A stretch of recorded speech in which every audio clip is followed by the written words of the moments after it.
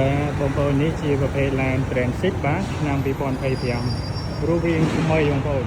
ជាងសម្រាប់បងប្អូនយើងដែលធ្វើការខាងដឹកជញ្ជូនបាទដឹកអ្នកដំណើរឬក៏ធ្វើការតាមក្រុមហ៊ុនមួយៗណាបាទចឹងឥឡូវនេះយើងមកមើលផ្នែកខាងក្នុង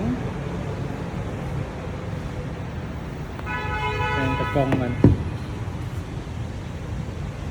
ដៃធាស្បែកបងប្អូននេះស្បែកទាំងអស់ដែរ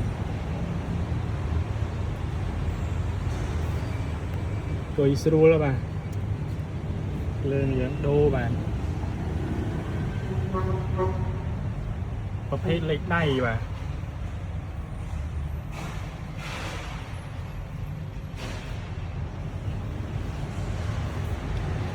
ជាប្រភេទម៉ាស៊ូតអញ្ចឹងឥឡូវយើងទៅមើលផ្នែកខាងឡើងវិញម្ដងហើយយើងបន្តមើលផ្នែកខាងយើងឡើងនេះបាទស្លាយបងប្អូនអូតូបាទ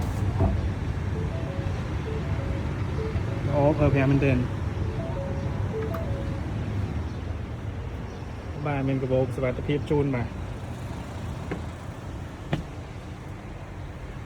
នេះបាទ screen D បាទជំនាញប្រើប្រាស់ទៅបាទកូនក៏គាត់សុវត្ថិភាព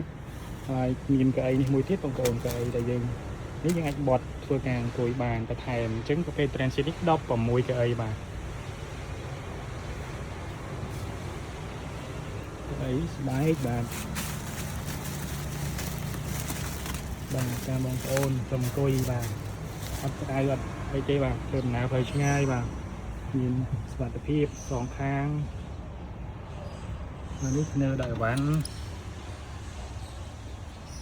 ខាងក្រោយក៏ល្អប្រើដែរបាទ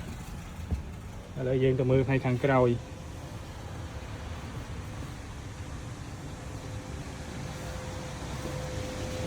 យើងបន្តមើលផ្នែកខាងក្រោយបាទខាងក្រោយនេះយើងបើកមកបងប្អូននេះបាទនេះយើងបើកបានឆ្ងាយបងប្អូនតែកាន់តែយើងគៀកប៉ុណ្នេះយើងបើកបានប៉ុណ្ណឹងបាទនេះបាទទៅអី